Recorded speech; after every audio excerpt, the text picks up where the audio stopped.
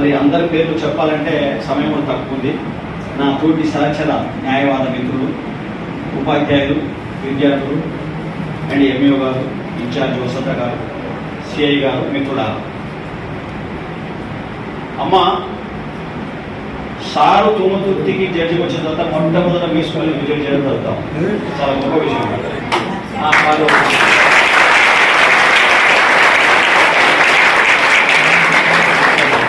Kasturba Gandhi school చాలా గొప్ప పేరు.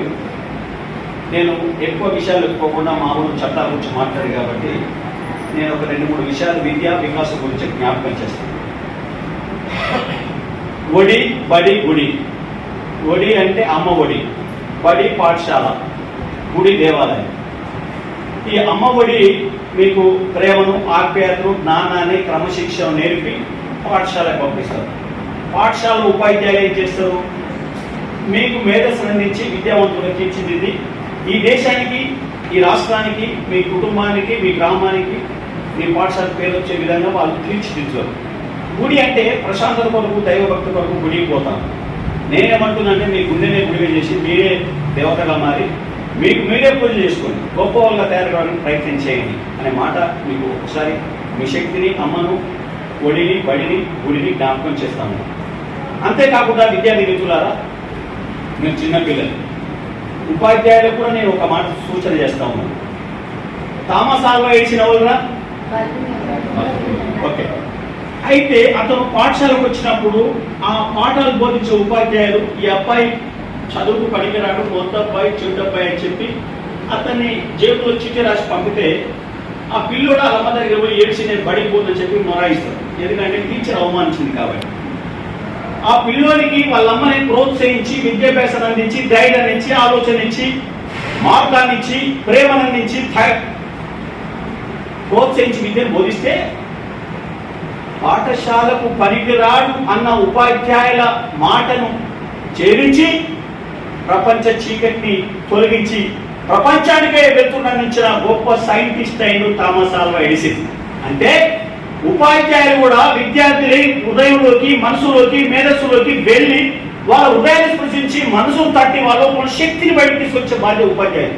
ఎవరు కూడా బలహీనులు కాదు, పుట్టుకొస్తుంది. ఎవరు జ్ఞానవంతులు కాదు. నిరంతర ప్రక్రియ ద్వారా శక్తివంతులుగా, విద్యావేత్తలుగా, క్రమశిక్షణ కలిగి విద్యార్థులుగా ఎదగడానికి అవకాశం ఉందనే మాట జ్ఞాపకం చేస్తూ ఇది ఉపాధ్యాయులకు, విద్యార్థులు ఇద్దరికి అవసరమైన మాట అని మీకు జ్ఞాపకం చేస్తాను.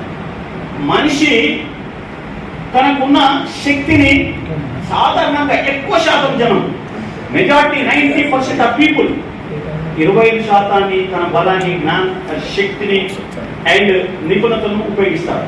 కానీ 50% ఉపయోగించిన మన జడ్జి లాంటి వాళ్ళు ఎవరైతే ఉన్నారో వాళ్ళ ముందు సమాజం తలొంచి దండం పెడతారు. ఎవరు?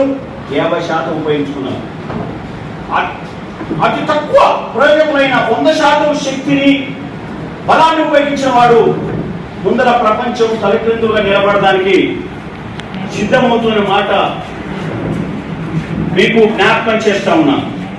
విద్యార్థి మిత్రులారా, ఎక్కువ విషయాలకు వెళ్లకుండా ఇంకొక 2 విషయాలు జ్ఞాపకం చేస్తాను. ఎందుకంటే సమయం కూడా లేదు, మళ్ళీ ఇప్పుడు మాట్లాడుకున్నాం.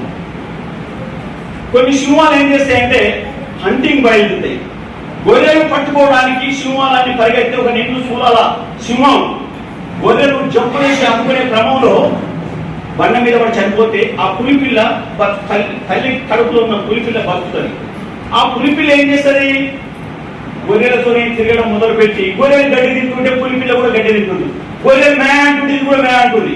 మళ్ళీ ఒకసారి అంటికి వచ్చిన సింహాలు గొర్రెలను అంటికి ప్రయత్నం చేస్తున్నప్పుడు గొర్రెలను రుకుతా ఉంటే, పరిగెత్తుతూ ఉంటే ఆ లైన్ పిల్ల ఏదైతే ఉందో ఇట్లా చూస్తూ ఉంటారు. ఎందుకంటే దాని గోచం ఉంది కదా, అది సింహం బిడ్డ కదా. అంటే నేనేమంటున్నా మీతోనంటే, గొర్రెలతో తిరిగిన సింహం పులి బిడ్డ గొర్రెలతో పాటు గడ్డి తిన్నది, అది కూడా మ్యాన్ అడుగుతా ఉంది. మీరు కూడా మొత్తం అంటే మీరు చేసే స్నేహితాలు ఎట్లుండాలంటే లైన్ లాగా ఉన్న వాళ్ళతో స్నేహం చేయాలా, గొర్రెలతో స్నేహం చేయొద్దు, గొర్రెలాగా అరవద్దు, గొర్రెలాగా గడ్డి మనుషుల్లాగా మీ శక్తిని బయటకు తీసుకొచ్చి మీ తల్లిదండ్రులకు, పాఠశాల ఉపాధ్యాయులకు అండ్ మీరు పుట్టిన గ్రామానికి పెద్ద పేరు తీసుకురావాల్సిన ఆవశ్యకత ఉందన్నమాట మీకు జ్ఞాపకం చేస్తూ ఎక్కువ విషయాల్లోకి వెళ్ళకుండా మీ అందరూ తెలుసు అబ్దుల్ కలాం చాలా పేదవాడు. ఎక్కడ కనీసం మీరు ఇప్పుడు ఎట్లయితే బండల మీద కూర్చొని ఆయన ఇంట్లో పుట్టి నేల మీద కూర్చొని పైసలు కుటుంబంలో కొట్టి సైకిల్ మీద తిరిగి ఆయన డబ్బు ఆయన సంపాదించుకుని చదువుకున్నవాడు. మీకైతే ఈయన హాస్టల్స్ ఉన్నాయి అండ్ మంచి పెన్షన్లు కూర్చొని చదువుతున్నాయి. ఆయన ఏం చేసిండ్రు, ఆయన మనసు అందాన్ని సింగారించుకోవడం నిమగ్నమైన అబ్దుల్ కలాం మనిషిగా సింగారించుకోలే. ఆస్తులు లేవు, రాష్ట్రపతి భవన్ నుంచి కాల్ చేసిన సూట్ కేసు పట్టుకొని బయటకు వచ్చిండు. అంత విశ్వాసపరుడు. అంబేద్కర్ అయితే బయటికే రానిలేదు. కులం తక్కువ ఊరు బయట కూర్చోబెడితే కష్టపడి చదువుకొని గొప్ప విద్యావేత్త పేరుకి భారతదేశానికి రాజ్యాంగంలో భాగం విద్య ఆస్తుల హక్కు అన్ని హక్కులు దేశంలో మీకు నాకు మనందరికీ ఉన్నాయంటే బికాస్ ఆఫ్ డాక్టర్ అంబేద్కర్ పోరాటం అనే మాట మీకు జ్ఞాపకం చేస్తూ, ఎందుకంటే మనం సార్ను గౌరవించి